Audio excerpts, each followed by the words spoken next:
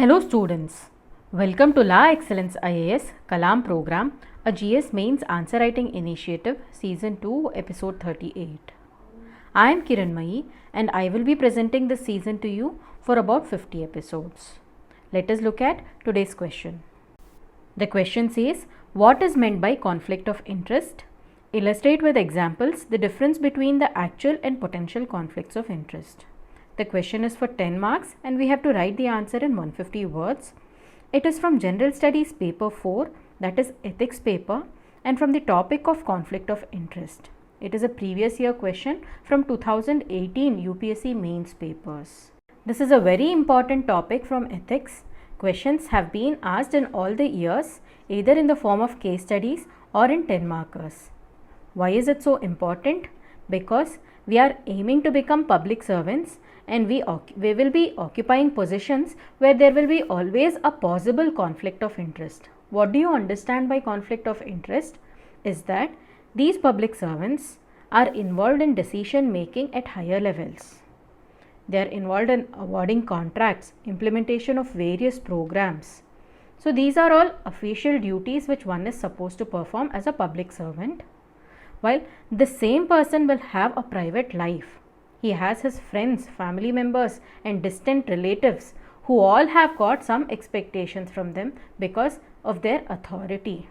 They have got some personal responsibility to fulfill. So, can he use this official position of his to fulfill these personal responsibilities? He cannot. If he uses, it is known as actual conflict of interest. So, anyone who is having this possibility of using his official position for fulfilling the personal responsibilities is said to be having a potential conflict of interest, and if he is actually favoring his personal responsibilities by making use of his official position, then it is said to be actual conflict of interest. So, this conceptual clarity is a prerequisite before you attempt this answer.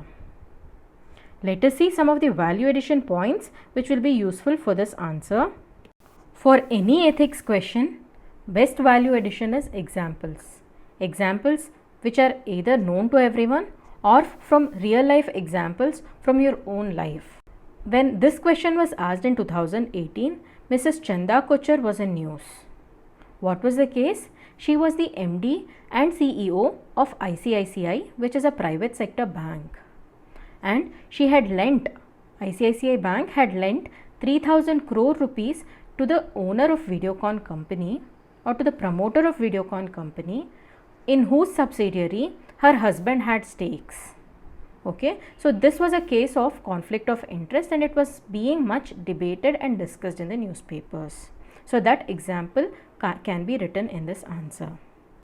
And then there have been many cases where judges have been recusing citing conflict of interest. That is, they have their interest in those cases and as a result they are recusing from some cases. So that can be written as a solution to conflict of interest cases. So that could be one of the solutions.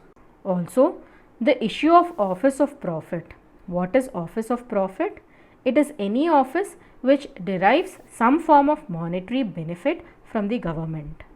And the one who is having or who is bearing an office of profit is disqualified from having a position in the legislative assembly or legislature, central legislature.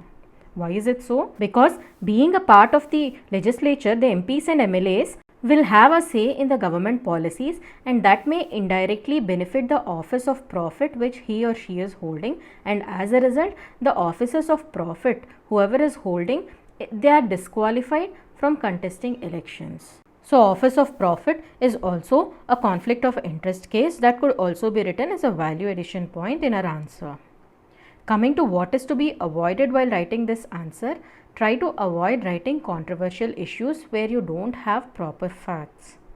Avoid examples of other issues of ethics like ethical dilemma or any other issue.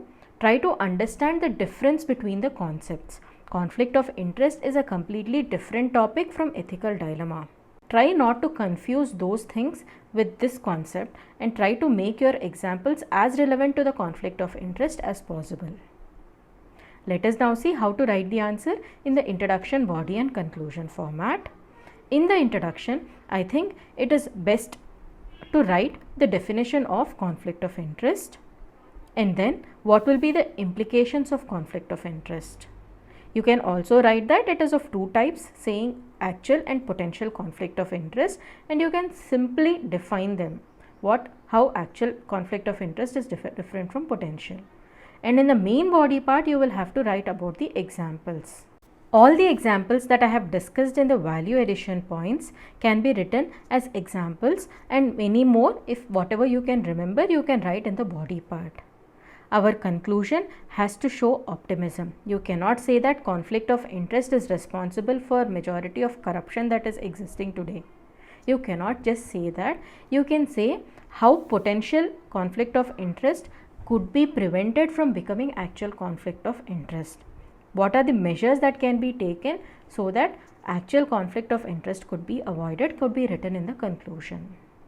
Let us now look at a sample answer.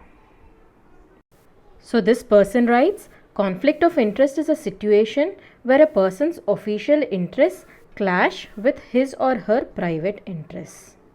So here he is trying to define what conflict of interest means. He gave a simple 2-line or 3-line definition, that it is a situation where persons' official interests are clashing with his or her private interests. This may undermine the decision making capabilities of the person and influence the outcomes, and because of this may lead to trust deficit. Yes, whenever there is a situation of conflict of interest, there is a fear of trust deficit. The conflict could be of two types, and he has drawn a table differentiating what is potential conflict of interest and what is actual conflict of interest. What is he writing here? Situation where there is a chance of partiality or nepotism to favor one's private interests. Okay, so only when there is a chance we call it a potential conflict of interest, and in the actual part he is writing that situations where actual favor has been done to serve the private interests. So he is trying to define what is potential and what is actual conflict of interest. He writes further and he is giving examples here. He is saying that public servants in positions of awarding contracts, having relatives in related business, are always having a potential conflict of interest. Yes or no? Yes. Because they are having relatives in a related business and public servant is awarding the contracts. So this position can be misused. Then it is known as potential. And actual conflict of interest is when the relatives of public servant get the contract surpassing the other eligible contractors. So this person, these relatives who are in a related business may be the actual deserving candidates for the contract. Okay, in that case we call it a potential conflict of interest. But if there are other contractors who are more eligible than them, but still these relatives are getting the contract surpassing them because of being relatives to the public servant, then it is said that actual conflict of interest has taken place. Let us see what he writes further. Public servants having access to sensitive information. And in the actual part he is writing insider trading to help relatives to make substantial gains. For example, a public servant may be aware of a development project. Okay, a development project may be coming up in one place. He may be aware of this insider sensitive information. Whenever a developmental project comes up, the rates of lands in that area are substantially or will become substantially higher after the project is announced. Okay, so he may leak the information to his near and dear ones so that they buy the lands when the price is very low. Okay, when the price is very low, they buy the lands, and after the price increases after announcement of the project, they make the gains. This is known as insider trading. Okay, so public servants who are having access to sensitive information is a potential conflict of interest. That is, there is a chance of them leaking the information, but when they actually do it, it is actual conflict of interest. Then the next point is bank officials with discretionary powers to lend they have got discretionary powers to lend, they have got a potential conflict of interest. And Mrs. Chanda Kochar case, which I have already discussed, she lent crores of rupees to Videocon company in which her husband had stakes. So this was a case of actual conflict of interest. So all these, if you observe, in the potential conflict of interest, we are dealing with public servants and officers who have got a potential conflict of interest by virtue of their positions. Their position is giving them the power to misuse it so as to benefit their private interests. Okay, so that is a potential. They have got their potential inherent to their position, but it will be actual only if they misuse the provisions which are available to them. He is giving a fourth example, writing about judges adjudicating cases in which they have interest. Okay, so any judge who are adjudicating may have a potential conflict of interest. Actual conflict of interest is Supreme Court judges giving favorable judgment to themselves despite facts pointing otherwise. For the fear of contempt of court, majority of the judgments are not discussed outside, and we have seen many cases wherein judges give favorable judgments to the judges' cases. Okay, so this is one more example where conflict of interest is there. You have to write very carefully these answers so as to avoid contempt of court. Don't try to mention any names in particular. Then the next point he writes is, I think he is writing the conclusion. He is writing, the public servants are placed in situations of potential conflict of interest owing to their discretionary powers. It is these discretionary powers which play an important role in potential conflict of interest. If they have got no discretion and only objective criteria are there for any decision making, the conflict of interest is minimized. They cannot place their relatives in better positions by using discretion. Okay, so owing to discretionary powers, the public servants are placed in situations of potential conflict.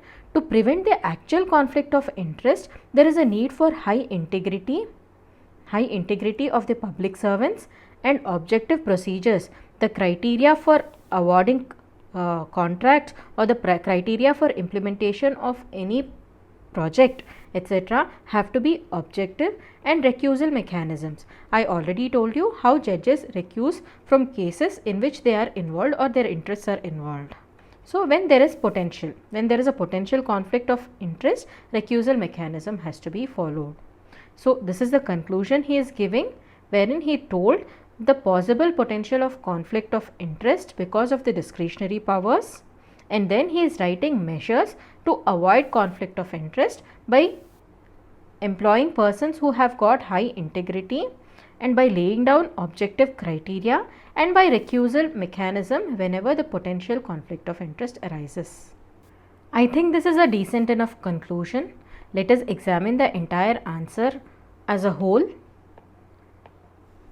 He has written a decent introduction defining it, and then what are the implications of conflict of interest, and then he has drawn a tabular form to differentiate potential and actual conflict of interest, giving 4 examples and that too related examples in both potential as well as actual conflict of interest. Rather than writing potential conflicts of interest separately and actual conflicts of interest separately, writing in this tabular form, linking the issues together will give a better clarity to the examiner. And then he has written a good conclusion. Overall, it is a good answer. Let us come to the end of our discussion. Before ending, let me give you the task for today. Read about what is the difference between conflict of interest and ethical dilemma. Okay, try to get a clear-cut difference between both these concepts. Also write down some important examples for both the concepts so that you will have ready-made answers before your mains preparation. Okay, let us all meet again tomorrow. Thank you.